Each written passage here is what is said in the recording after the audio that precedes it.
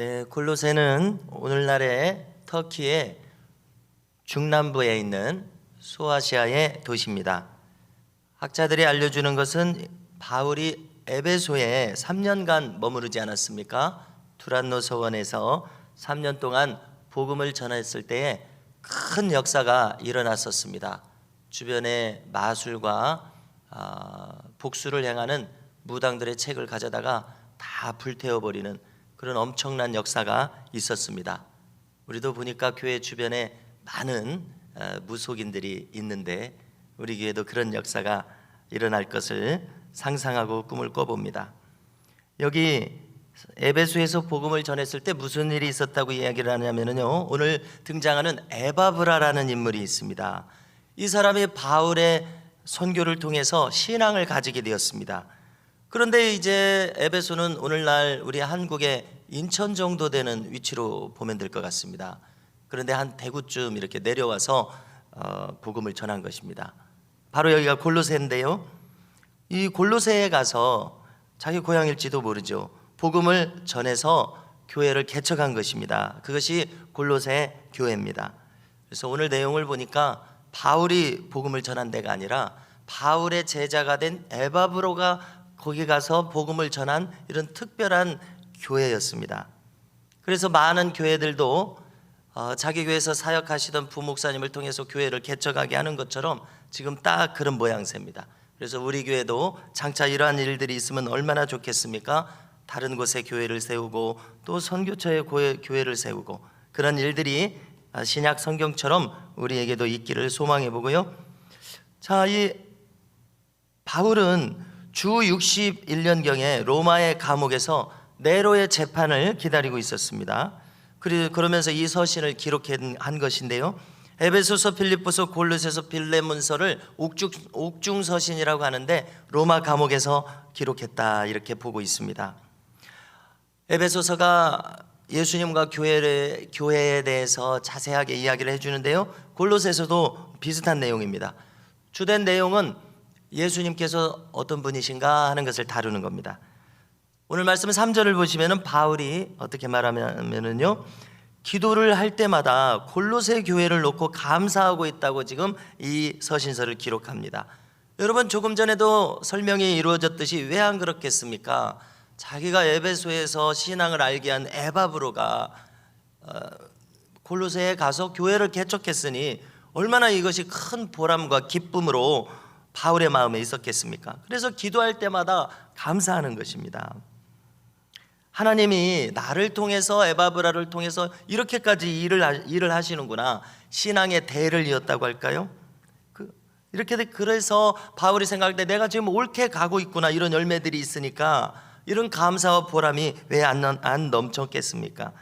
예수님의 말씀을 우리가 들어볼 때요, 요한복음 4장 34절을 떠올려서 찾아왔는데요, 예수께서 이르시되 나의 양식은 나를 보내신 이의 뜻을 행하며 그의 일을 온전히 이루는 이것이니라 말씀하셨습니다. 예수님의 양식은 무엇이냐? 하나님 일을 행할 때 그것이 양식이 된다는 재미있는 말씀이십니다. 여러분, 어찌 예수님 뿐이겠습니까? 바울도 그렇고 다른 사도들도 그렇고 이 자리에 있는 저도 그렇고 또 앉아 계신 모든 교우들께서도 하나님 일을 할 때 그것이 우리에게 양식이 되어서 보통 밥 안 먹어도 배부르다라는 말을 하듯이 하나님 일을 할 때 우리에게 말할 수 없는 보람과 기쁨이 생기지 않습니까?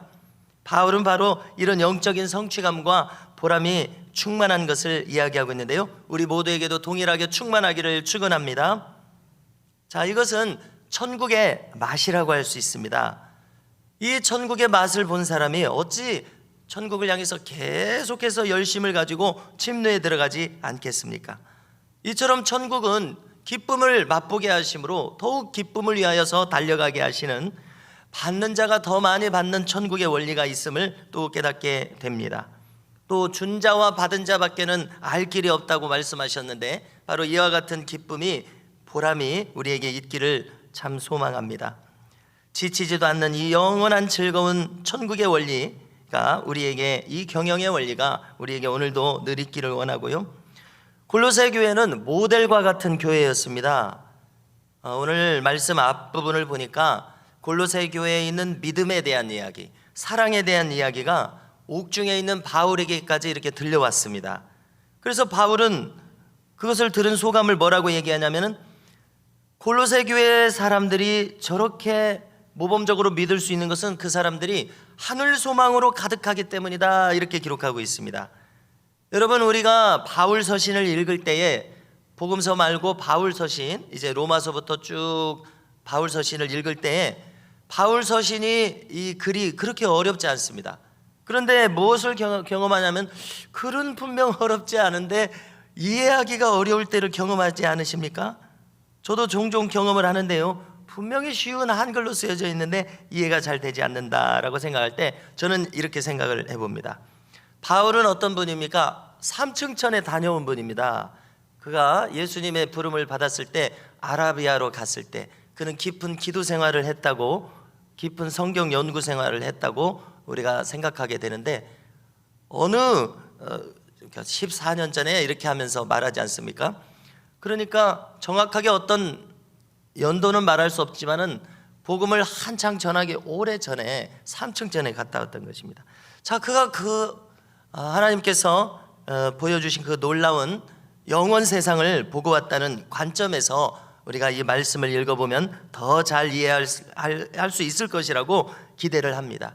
우리는 눈에 보이는 세계만을 의식하고 살아가는 자가 아니라 눈에 보이지 않는 영혼의 세계를 의식하며 살아가라고 성경은 이야기하고 있습니다.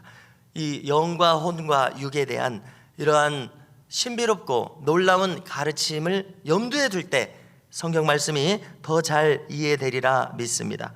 분명 어려운 말은 아닌데 이해하기 어려운 것은 이것이 영혼 세상을 다루고 영의 세계를 다루기 때문이라고 믿어집니다. 정녕 이렇게 이해하지 않고서는 우리가 성경을 잘 알기 어렵습니다. 신앙은 그냥 저 비밀로서 먼 세상으로 남아있을 것입니다. 고린도전서 15장 19절을 보니까 바울은 이렇게 말했었습니다. 만일 그리스도 안에서 우리의 바라는 것이 다만 이생뿐이면 모든 사람 가운데 우리가 더욱 불쌍한 자리라. 무슨 이야기입니까? 보이는 이 세상만을 가지고 살아간다면 우리는 정말 불쌍한 사람이라는 것입니다. 보이지 않는 세상을 향해서 나아가고 있다는 것입니다. 오늘 말씀 6절을 보니까 골로새 교회가 이처럼 모델과 같은 교회, 모범적인 교회가 된 이유가 있다고 말합니다. 그것은 그들이 참으로 하나님의 은혜를 깨달은 날부터의 시점이 있었다는 것입니다. 자, 저는 여기서 청년 이성봉을 한번 떠올려 보는데요, 이성봉 목사님 있지 않습니까? 자, 오후 예배 시간에 한번 나눴었는데요, 이성봉 목사님은 청년 시절에, 그러니까 어렸을 때 김익두 목사님의 교회에서 자란 겁니다. 비록 이분이 성결신학교를 가서 성결교단에 속해서 활동했었습니다마는, 자, 그에게 어떤 일이 있었습니까? 그 집에서 과수원을 하는데 가령 지금 사과를 지금 따야지, 안 그러면 많은 손해가 나는 겁니다. 그래서 보다 못해서 주일날 사과를 이만큼 따가지고 평양 시내에 가서 팔았습니다. 그래서 팔아서 많은 돈을 벌었을 것입니다. 그런데 여러분, 여기서 주의를 범하면서 그렇게까지 했으면은 물질을 잘 간수를 해야 되는데 거기서 향락에 써버린 겁니다. 향락에 써서 쓰고 이제 돌아오는 그다음에 말하자면 투전판이나 이런 데서 하고 있을 때 갑자기 이 몸이 탈이 난 것입니다. 그래서 이 중병에 걸렸습니다. 그랬더니 이제 어머니가 하신 얘기가, 주의를 범하면서까지 그렇게 하더니 싸다 싸, 이렇게 얘기를 했습니다. 왜냐하면은 지금 어렸을 때 그 교회에서 자랐음에도 불구하고 청년이 되니까 망나니가 돼서 너무나 괴로웠던 것입니다. 깊은 신앙을 가지고 있었던 어머니께서요, 오죽하면 싸다고 얘기를 했겠습니까? 이렇게 죽을 고생을 하고 나서야 하나님의 은혜를 깨닫고 복음을 깨달았습니다. 이렇게 크게 매를 맞고서야 복음을 깨달았습니다. 그가 장기간 큰 눈물과 통곡으로 회개함으로써 이제 하나님의 뜻을 깨닫고 새 사람이 되었습니다. 자, 그래서 중간을 생략하고요, 그 결과 수백만에게 복음을 증거하는 사람이 되었습니다. 깊은 회개와 많은 기도가 있었습니다. 또 초대교회와 같은 큰 이적들도 뒤따랐습니다. 또 중간을 생략해서 그의 자녀손들을 보면은요, 그가 평생 이렇게 수백만에게 복음을 전했을 뿐만이 아니라 그의 자녀손들도 다 엄청난 축복을 받았습니다. 한국 도자기가 또 큰 기업 아닙니까? 그 기업이 그의 사위의 기업입니다. 그래서 우리는 무엇을 알 수 있습니까? 정말 쓸모없는 사람, 멸망당할 사람이 새 사람이 되면은 어떤 역사가 일어나는가? 영육간의 이처럼 100배의 결실을 하게 된다는 것을 우리가 역사에서 확인하게 됩니다. 그가 바로 이성복 목사님입니다. 김익두 목사님으로부터 이렇게 흘러들어온 계보가 이성복 목사님, 또 최자실, 조용규 목사님도 큰 역사를 이뤘었지 않습니까? 이렇게 한국교회의 영맥을 파고 올라가다 보면은 참으로 어떤 한 사람이 복음을 깨달은 그날부터 이 모든 일들이 이루어지고 있고, 그 영맥의 그 은혜의 줄기가 우리에게까지 흘러내려오고 있습니다. 여기 골로새 교회가 딱 그런 교회입니다. 여러분, 골로새 교회도 우리도 마찬가지입니다. 참으로 복음을 깨달은 날부터 이 모든 역사가 일어나는 것입니다. 자, 가령 잘 나가던 제가 잘 나가고 있었습니다. 고등학교 3학년 7월 달에 왜 갑자기 3일 동안 끙끙 앓고 난 다음에 왜 이런 일이 저에게 생깁니까? 그 다음에 목회자가 돼야 되겠다는 생각밖에 안 들게 하시는 거예요. 그래서 이 모든 일이 저에게도 시작이 되었습니다. 여러분, 왜 이런 일들이 일어납니까? 나를 향한 하나님의 특별한 계획이 있으시기 때문입니다. 잘 살고 있었던 아브라함 한 사람을 딱 택해서 이런 엄청난 일을 지금까지 이루신 것처럼, 저뿐만 아니라 이 자리에 있는 모든 교우들을 향해서도 하나님께서는 특별한 계획을 가지고 계셔서 이렇게 불러주셨습니다. 앞으로 지금까지와 마찬가지로 앞으로 하나님은 우리를 통해서 엄청난 일을 이루실 계획을 갖고 계심을 여러분, 우리는 꼭 잊지 말아야 하겠습니다. 그 계획은 어떤 계획입니까? 우리를 통해서 영육간의 100배의 결실을 하게 하시는 놀라우신 계획입니다. 여러분, 이 계획의 지극히 높은 자리는 어디인지 아십니까? 예수님 말씀하신 것처럼 누구를 위하여 준비되었든지 하늘 보좌에서 내 바로 옆자리에 앉을 사람은 바로 누구를 위해서 준비되었든지 그 사람에 합당한 사람이 그 자리를 차지하고 앉게 될 것이다. 하나님은 차별이 없으십니다. 그 누구에게든지 문호를 개방하고 계십니다. 그러므로 여러분, 우리는 우리의 생각으로 나를 제한해서는 안 되겠습니다. 너의 뜻도 나의 뜻과 같다면 너를 통해서 나의 뜻을 다 이루시겠다는 것이 하나님의 계획이라는 것을 우리는 알아야 됩니다. 네가 깨닫기만 한다면 너를 이끌리라. 시편 81편 10절을 찾아왔는데요, 뭐라고 말씀하시냐면요, 내 입을 크게 열라 내가 채우리라. 그러므로 우리는 하나님의 은혜를 제한하는 어리석음 속에 있어서는 안 될 것입니다. 우리의 마음속에서 하나님께서 작아지셨지 하나님은 크신 분이십니다. 결코 우리는 잊지 말아야 되겠고, 우리 인생에서 어떤 일이라도 오늘 이후에 일으키실 수 있습니다. 복음은 반드시 열매를 맺습니다. 골로새 교회의 열매를 보고 기뻐하는 바울의 모습을 떠올립니다.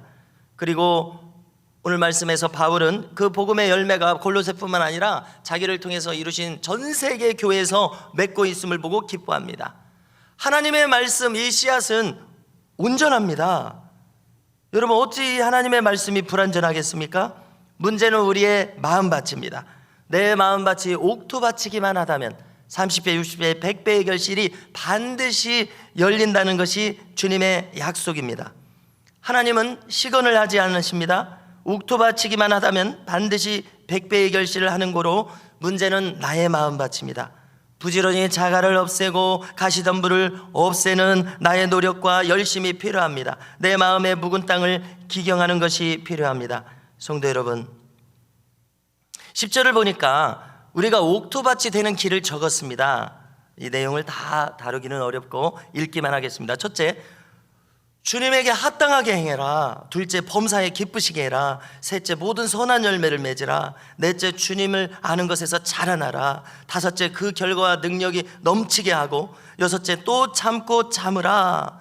그리고 마지막 11절, 12절을 주목하십시오. 우리의 신분을 기억하라고 합니다. 우리에게는 성도의 기업이 할당되어 있다고 이야기합니다. 이것은 영육간의 기업입니다. 내 삶의 모든 활동 반경, 생각의 반경이 성도의 기업이 되게 하라는 말씀입니다. 물론 말이 어려운데요, 이것을 쉽게 한다면 마태복음 6장 33절을 떠올리게 됩니다. 무슨 말씀입니까? 너희는 먼저 그의 나라와 그의 의를 구하라. 그리하면 이 모든 것을 더하시리라. 오늘 이 말씀처럼 우리의 모든 언행심사가 우리의 기업을 의식하는 삶, 다시 말해서 우리의 모든 언행심사가 주 안에 머물러 있기를 주님의 이름으로 축복합니다.